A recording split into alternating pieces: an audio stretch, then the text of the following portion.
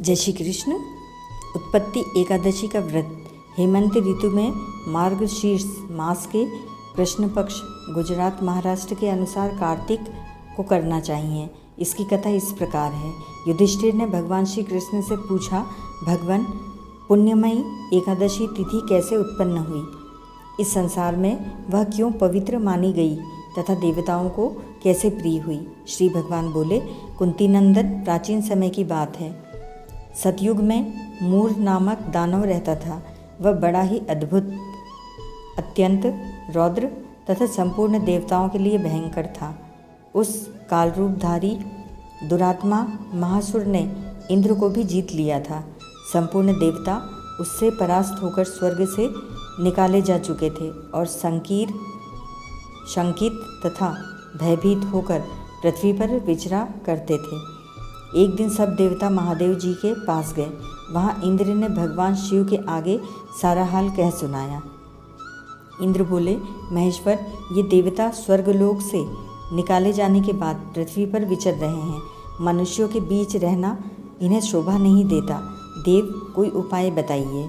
देवता किसका सहारा लें? महादेव जी ने कहा, देवराज, जहाँ सबको शरण देने वाले, सबकी रक्षा में तत्पर रहने वाले जगत के स्वामी भगवान गरुड़ ध्वज विराजमान हैं, वहाँ जाओ, वे तुम लोगों की रक्षा करेंगे। भगवान श्री कृष्ण कहते हैं, युधिष्ठिर, महादेव जी की यह बात सुनकर परम बुद्धिमान देवराज इंद्र संपूर्ण देवताओं के साथ क्षीर सागर में गए, जहाँ भगवान गदाधर सो रहे थे। इंद्र ने हाथ जोड़कर उनकी स्तुति की। इंद्र बोले, देव देवेश्वर, आपको नमस्कार है। देव, आप ही पति, आप ही मति, आप ही कर्ता और आप ही कारण हैं। आप ही सब लोगों की माता और आप ही इस जगत के पिता हैं। देवता और दानव दोनों ही आपकी वंदना करते हैं। पुंडरीकाक्ष, आप दैत्यों के शत्रु हैं। मधुसूदन, हम लोगों की रक्षा कीजिए। प्रभु जगन्नाथ, अत्यंत उग्र स्वभाव वाले महाबली मूर नामक दैत्य ने इन संपूर्ण देवताओं को जीतकर स्वर्ग से बाहर निकाल दिया है। भगवान देव देवेश्वर, शरणागत वत्सल देवता भयभीत होकर आपकी शरण में आए हैं। दानवों का विनाश करने वाले कमलनयन भक्त वत्सल देव देवेश्वर जनार्दन, हमारी रक्षा कीजिए। भगवान, शरण में आए हुए देवताओं की सहायता कीजिए। इंद्र की बात सुनकर भगवान श्री विष्णु बोले, देवराज, यह दानव कैसा है? उसका रूप और बल कैसा है तथा उस दुष्ट के रहने का स्थान कहाँ है? इंद्र बोले, देवेश्वर, पूर्व काल में ब्रह्मा जी के वंश में तालजंद नामक एक महान असुर उत्पन्न हुआ था, जो अत्यंत भयंकर था। उसका पुत्र मूर दानव के नाम से विख्यात है। वह भी अत्यंत उत्कट, महापराक्रमी और देवताओं के लिए भयंकर है। चंद्रावती नाम से प्रसिद्ध एक नगरी है, उसी में स्थान बनाकर यह निवास करता है। उस दैत्य ने समस्त देवताओं को परास्त करके उन्हें स्वर्गलोक से बाहर कर दिया है। उसने एक दूसरे की इंद्र को स्वर्ग से सिंहासन पर बैठाया है। अग्नि, चंद्रमा, सूर्य, वायु तथा वरुण भी उसने दूसरे ही बनाए हैं। जनार्दन, मैं सच्ची बात बता रहा हूँ, उसने सब कोई दूसरे ही कर लिए हैं। देवताओं को तो उसने उनके प्रत्येक स्थान से वंचित कर दिया है। इंद्र की यह बात सुनकर भगवान जनार्दन को बड़ा क्रोध आया। उन्होंने देवताओं को साथ लेकर चंद्रावती नगरी में प्रवेश किया। भगवान गदाधर ने देखा कि दैत्यराज बारंबार गर्जना कर रहा है और उससे परास्त होकर संपूर्ण देवता दसों दिशाओं में भाग रहे हैं।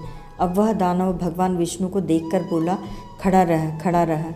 उसकी यह ललकार सुनकर भगवान के नेत्र क्रोध से लाल हो गए। वे बोले, अरे दुराचारी दानव, मेरी इन भुजाओं को देख। यह कहकर श्री विष्णु ने अपने दिव्य बाणों से सामने आए हुए दुष्ट दानवों को मारना आरंभ किया। दानव भय से विह्वल हो उठे। पांडुनंदन, तत्पश्चात श्री विष्णु ने दैत्य सेना पर चक्र का प्रहार किया। उससे छिन्न भिन्न होकर सैकड़ों योद्धा मौत के मुख में चले गए। इसके बाद भगवान मधुसूदन बद्रिकाश्रम को चले गए।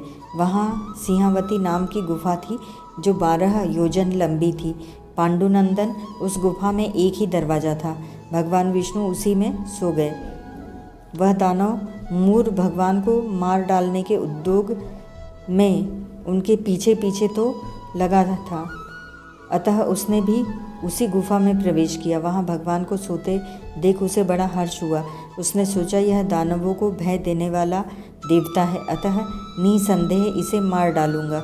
युधिष्ठिर दानव ने इस प्रकार विचार करते ही भगवान विष्णु के शरीर से एक कन्या प्रकट हुई, जो बड़ी ही रूपवती, सौभाग्यशालिनी तथा दिव्य अस्त्र शस्त्रों से सुसज्जित थी। वह भगवान के तेज से अंश से उत्पन्न हुई थी। उसका बल और पराक्रम महान था। युधिष्ठिर दानवराज मूर ने उस कन्या को देखा। कन्या ने युद्ध का विचार करके दानव के साथ युद्ध के लिए याचना की। युद्ध छिड़ गया। कन्या सब प्रकार की युद्ध कला में निपुण थी। वह मूर नामक महान असुर उसके हुंकार मात्र से राख का ढेर हो गया। दानव के मारे जाने पर भगवान जाग उठे। उन्होंने दानव को धरती पर इस प्रकार निष्प्राण पड़ा देखकर कन्या से पूछा, मेरा यह शत्रु अत्यंत उग्र और भयंकर था, किसने इसका वध किया? कन्या बोली, स्वामीन, आपके ही प्रसाद से मैंने इस महादैत्य का वध किया है। श्री भगवान ने कहा, कल्याणी, तुम्हारे इस कर्म से तीनों लोकों के मुनि और देवता आनंदित हुए हैं, अतः तुम्हारे मन में जैसी इच्छा हो उसके अनुसार मुझसे कोई वर मांग लो। देव दुर्लभ होने पर भी वह वर मैं तुम्हें दूंगा, इसमें तनिक भी संदेह नहीं है। वह कन्या साक्षात एकादशी ही थी। उसने कहा, प्रभु, यदि आप प्रसन्न हैं तो मैं आपकी कृपा से सब तीर्थों में प्रधान, समस्त विघ्नों का नाश करने वाली तथा सब प्रकार की सिद्धि देने वाली देवी हूँ। जनार्दन, जो लोग आप में भक्ति रखते हुए मेरे दिन को उपवास करेंगे उन्हें सब प्रकार की सिद्धि प्राप्त हो। माधव, जो लोग उपवास, नक्त भोजन अथवा एक मुक्त करके मेरे व्रत का पालन करें उन्हें आप धन, धर्म और मोक्ष प्रदान कीजिए। श्री विष्णु बोले, कल्याणी, तुम जो कुछ कहती हो वह सब पूर्ण होगा। भगवान श्री कृष्ण कहते हैं, युधिष्ठिर, ऐसा वर पाकर महाव्रता एकादशी बहुत प्रसन्न हुई। दोनों पक्षों की एकादशी समान रूप से कल्याण करने वाली है। इसमें शुक्ल और कृष्ण का भेद नहीं करना। यदि उदय काल में थोड़ी सी एकादशी, मध्य में पूरी एकादशी और अंत में किंचित त्रयोदशी हो तो वह त्रिस्पृशा एकादशी कहलाती है। वह भगवान को बहुत ही प्रिय है। यदि एक त्रिस्पृशा एकादशी को उपवास कर लिया जाए तो 1000 एकादशी व्रतों का फल प्राप्त होता है तथा इसी प्रकार द्वादशी में पारण करने पर 1000 गुना फल माना गया है। अष्टमी, एकादशी, षष्ठी, तृतीया और चतुर्थी एक मुक्त अर्थात दिन में एक बार फलाहार करना, 2 नक्त भोजन अर्थात दिन के 8वें भाग में जब सूर्य का तेज मंद पड़ जाता है उसे नक्त जानना चाहिए।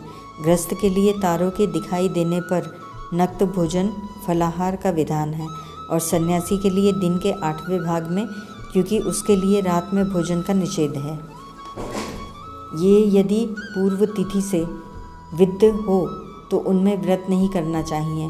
परवर्तिनी तिथि से युक्त होने पर ही इनमें उपवास का विधान है। पहले दिन में और रात में भी एकादशी हो तथा दूसरे दिन केवल प्रातःकाल एक दंड एकादशी रहे तो पहली तिथि का परित्याग करके दूसरे दिन की द्वादशी युक्त एकादशी को ही उपवास करना चाहिए। यह विधि मैंने दोनों पक्षों की एकादशी के लिए बताई है।